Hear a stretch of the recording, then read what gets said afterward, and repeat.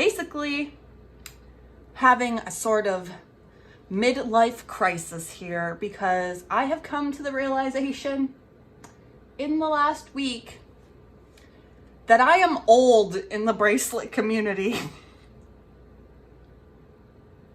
Like, it actually kind of pains me in my soul, but hopefully I can impart some ancient wisdom on you all here today.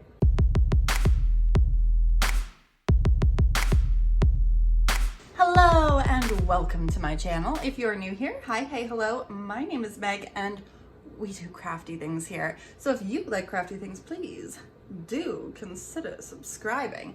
And if you are a returning subscriber, thank you so much for subscribing and tuning in to another video. So today we are going to be starting a new series on the channel here, a new educational series by Meg, because today we are starting an alpha guidebook and we are going to start from the beginning, friends. And I don't think a lot of you even know that this exists. So let's rewind about a week back here. About a week back, I was filming the shaped frog bracelet. It's already up, it's posted. I'll link it in the cards. I don't remember which corner it is, but it's up there if you want to see it for yourself. And basically, I did regular color changes in that video.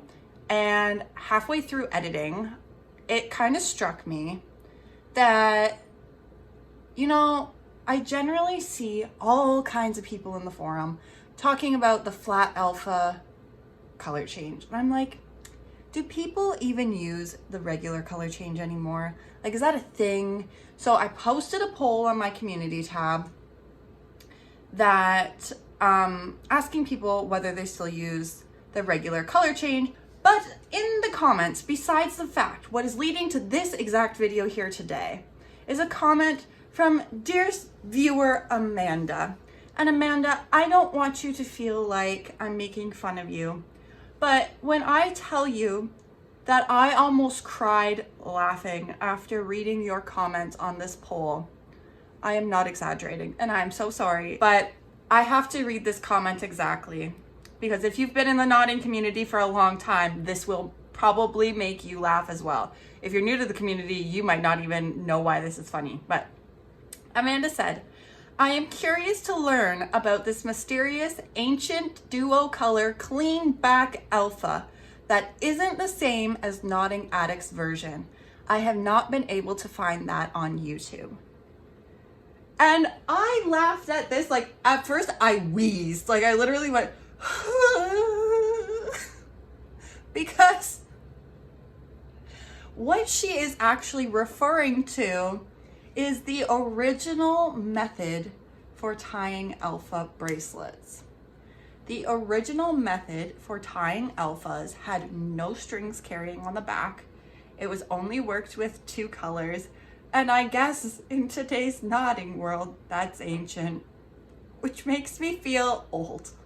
Because the first video on my channel was how to do the multicolor alpha technique. Because at that time, multicolor alphas were new and not many people knew how to do them. So I made my first YouTube video so people could learn how to do more than two colors in an alpha bracelet. I kid you not, guys.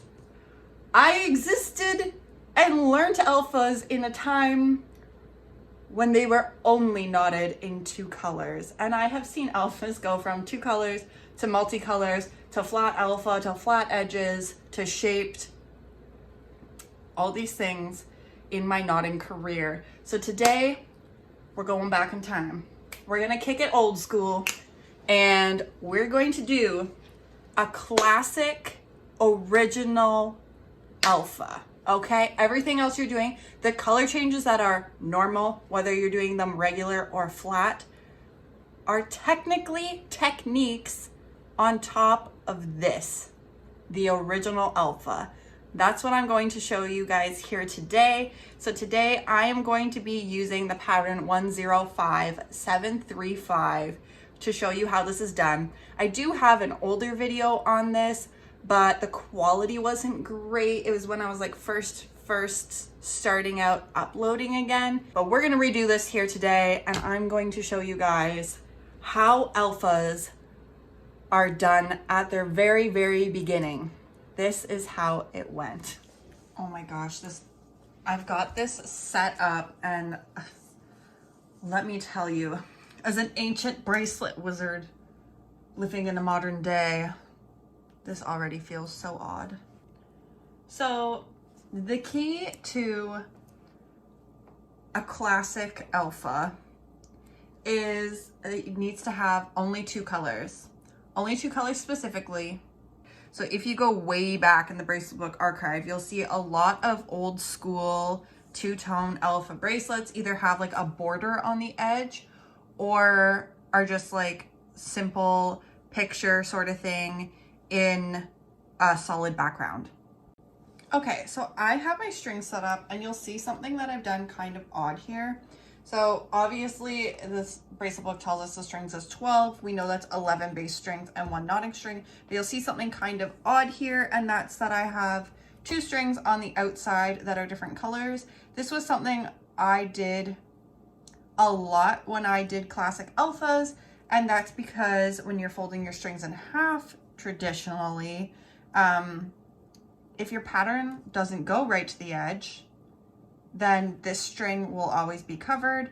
So you could use it as a spare knotting string. So when I start to run out of string over here, because keep in mind, adding colors was not a concept at this point. Like if you ran out of string, it was kind of like you just tried to like figure it out, or do both edges, because then if this one was getting short, I'd just stop over here and trade out and grab this one instead, and then this one would become the like bass string over there. Basically what you want to do with your pattern is you want to determine what color you're going to use as your bass strings and what color you're going to use as your knotting string. So for me, this particular pattern, I don't want to use a lot of my black because I use a lot more black and white than like anything else. So I have opted to use my black as the knotting string, and then the rest of my pattern, I am going to use the red. So I'm going to do this just as the pattern shows. So it's going to have like the black border, the black bats, but all that fill in the middle is going to be red. Now the other thing is we will knot with these bass strings. So in a typical alpha now, you would cut your bass strings expecting not to see them, and you would cut them long enough for your ties and your bracelet, like long enough to go around your wrist plus ties. So I just cut wingspan, and I've cut these in half because I want to do braids and an adjustable closure on this one. Oh my gosh, okay. So the first row is going to be pretty normal. If you're following along with this pattern, the first row is just straight black. So I'm going to start on my left-hand side with that black string, and I'm just going to go right across, just as you normally would. Nothing changes in this regard. Now, keeping in mind, we're going to do this completely old school. So the straight edge technique didn't exist. So I just did forwards knots all the way across.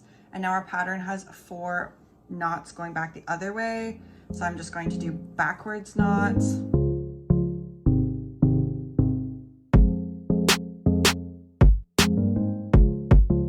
Okay, so now we get to our first color change.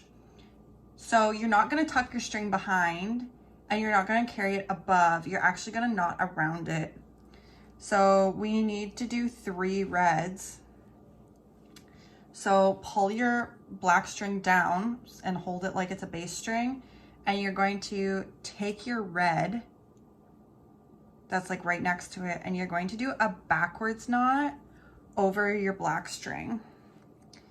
And like pro tip, if you're trying to do this at home, you will get a nicer looking, more even knot if you pull this black as a bass string all the way horizontal.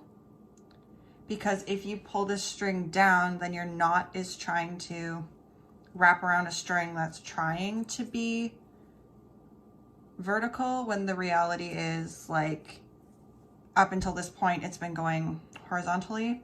So for a nice clean knot this way, pull your base string completely horizontal.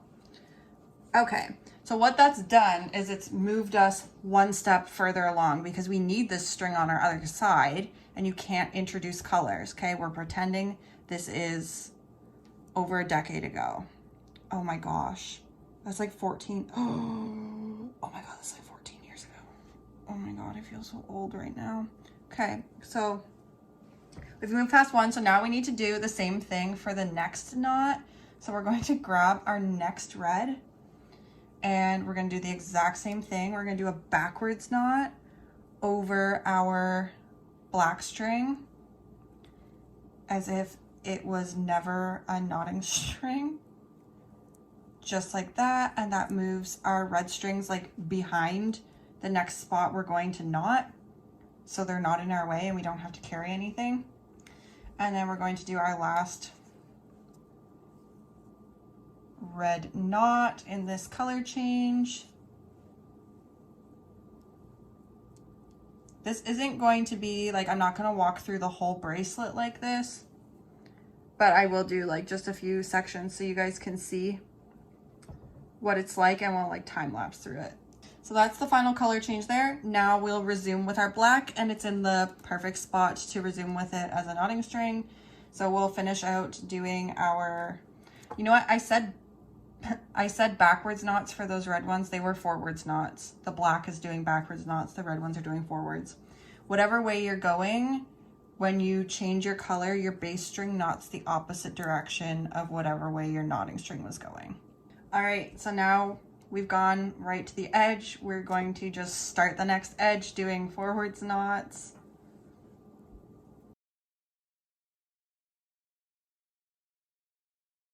And now we need to do a color change again. So we're going to do 2 reds at this point. So we're gonna grab the next red and knot a backwards knot over our previous knotting string. And again, to get a nice clean knot that's even with the rest of your row, you're gonna wanna pull that base string, or your knotting string really, completely horizontal to get as close to that upper row as possible. Now we're doing a color change, so we're just gonna grab our knotting string because right in the place we need it to be and do a forwards knot.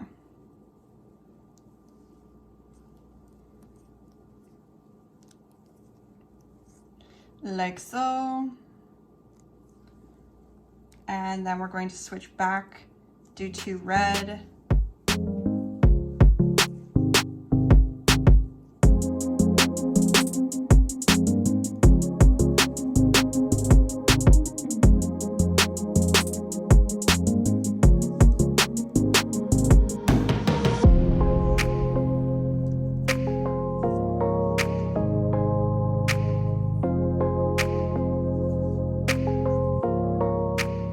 The only way we used to introduce multiple colors into a pattern would be how you set up your base strings. So if you wanted multiple colors in this, like if we were trying to get fancy back in the day, you would make your base strings different colors. So if you wanted like rainbow letters, you would do like your top 2 strings red, your next 2 strings orange, and then like yellow, blue, green, you know, indigo, violet.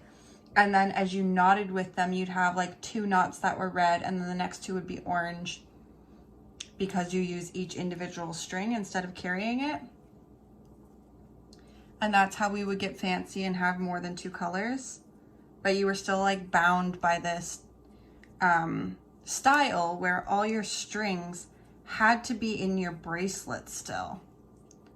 The idea of introducing a new string to the bracelet was a completely foreign concept. Like, no one did that. It just wasn't a thing.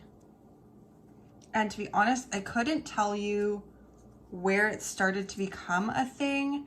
Like for me, it kind of, I'd seen someone post a picture and it kind of occurred to me that they were probably doing it like similar to knitting. And I was like, well, if you got to keep the same amount of strings, you just, I don't know, like don't knot around that one, right? And so I kind of just figured it out, and someone else had tried to explain it on the forum, and I was like, oh no, like that's exactly what I thought. And like you would add string in, but you would not do it the same way you do today.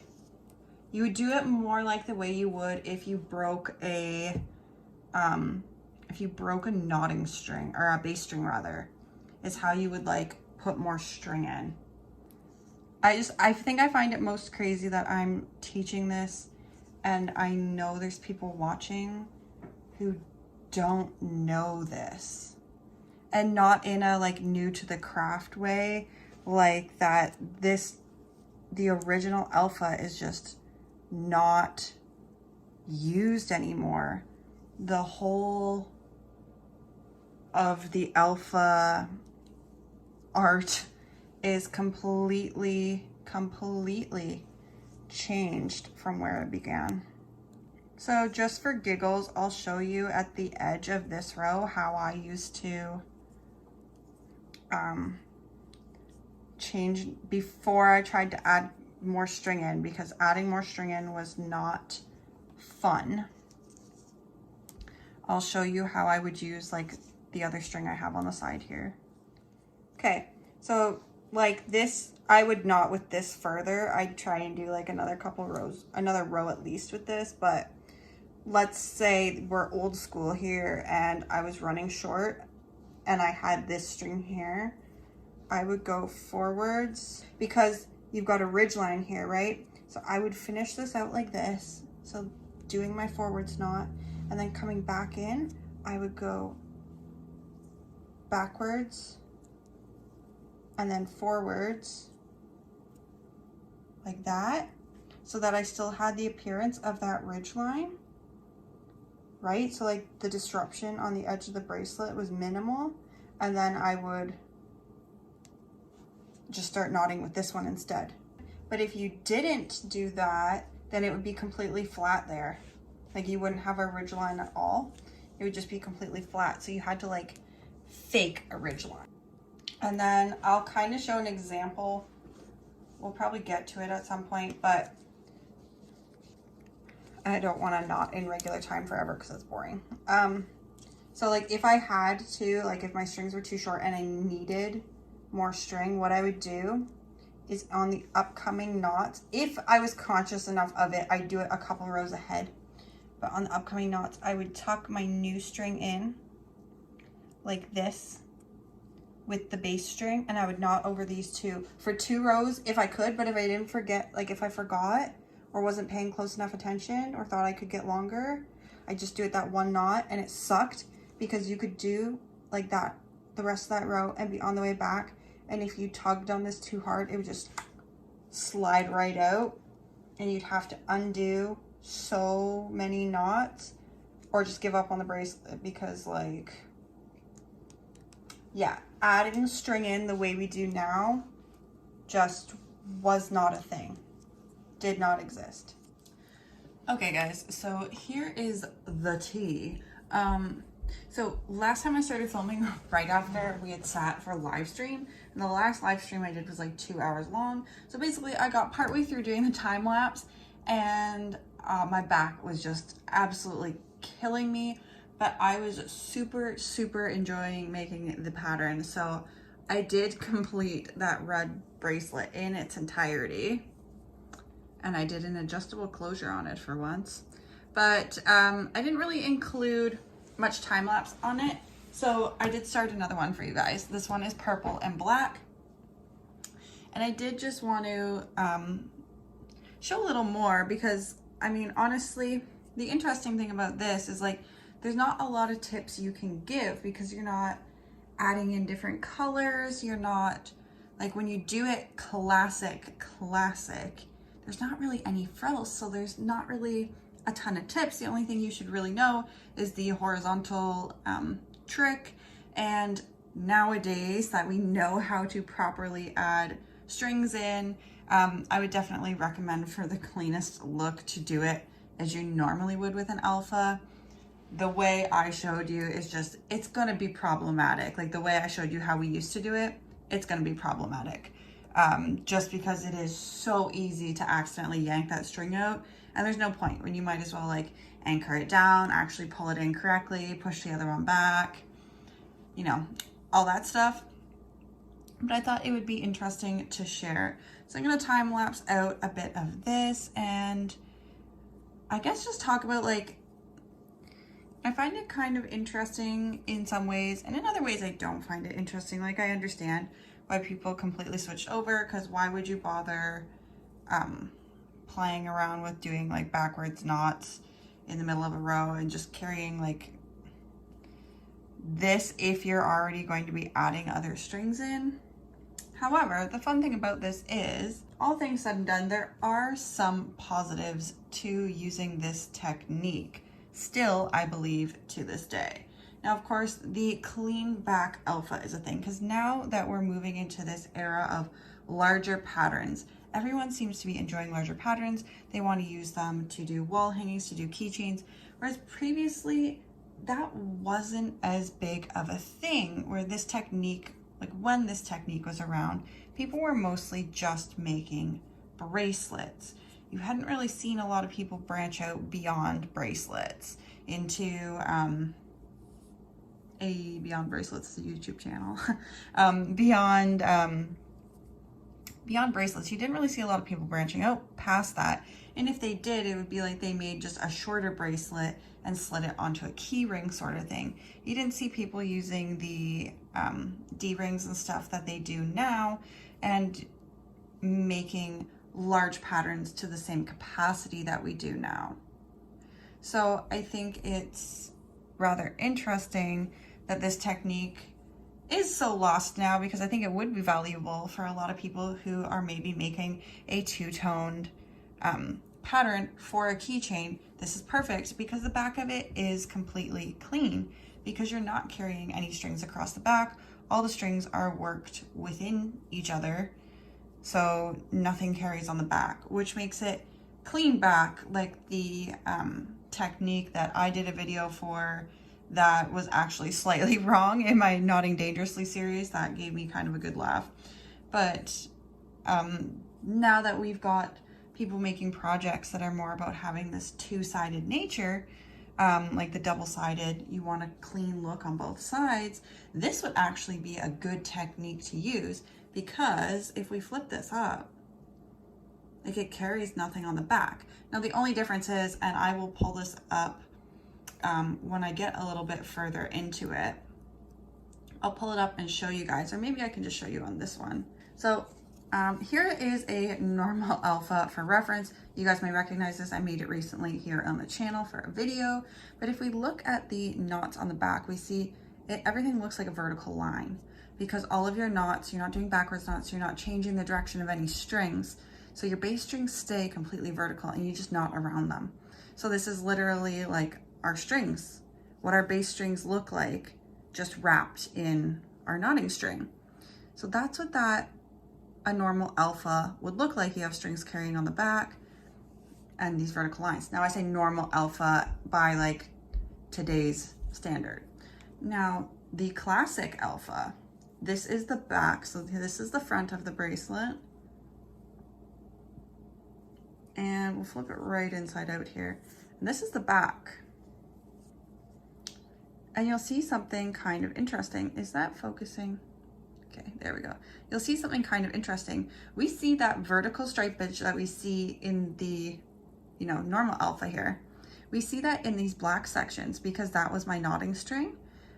But in all these red areas, because that was my bass string, and my bass string was technically knotting along my knotting string, which we were holding horizontally, we actually see horizontal lines, because that's the way our string was actually carrying when we were knotting around it, which is a little bit different. You can see the different directions of the knots if you're looking closely. Obviously from a distance, it just looks the exact same. You can see where I cut some string out there, but you could cut it much neater and add your strings in nicer, and you wouldn't even be able to tell. But from a distance, you wouldn't know that was the front or the back. Kind of a fun, interesting little thing to see. So that is kind of a small difference, but you do get that clean look that you don't get with this. or that's much harder to achieve if you have tried doing the newer clean back alpha technique. So I do think it's kind of fun that we have now entered an era where people don't know about this unless they've been in the community for a long time. People don't know about this technique, but now's the time where people are implementing and creating more and more things that would kind of benefit from the clean back technique that we see in the classic alpha. So with that being said, just because this is considered classic, OG, or old school, whatever you want to call it, just because that is the case doesn't mean you can't pair this with different techniques. You can still add another color in, and then you would just, you know, whenever you have purple, you would use your bass strings and do your backwards knots just like we do here, and then, you know, add your strings in. I did that in my Shark Alpha tutorial. I'll link it up in the cards if anyone's interested in seeing what that looks like, the combination of the classic with the string add-ins that we do nowadays. But you can also, there's nothing stopping you from doing a straight edge on this. You absolutely could. For the purpose of this video, I'm kicking it like way old school and we're doing everything classic. But you can certainly do a straight edge on this. You can certainly add multiple colors in. In fact, when I started doing multicolor alphas, like I said, I did it the way I did it with that Shark Alpha tutorial, which was, why waste random string for your bass strings when you could use string that you're going to like see, you know? So that was kind of the way of thinking at the time, but things have definitely evolved. So I think it's kind of fun, and I think it would be really interesting to see people starting to use this technique again after so many years of it kind of becoming obsolete. Like, I don't think anyone has really used this technique in like mainstream YouTube. And I think because of that, no one actually realizes that this is like OG. Which is so weird to think that I was around in the community to see a technique that is now completely obsolete. Blows my mind.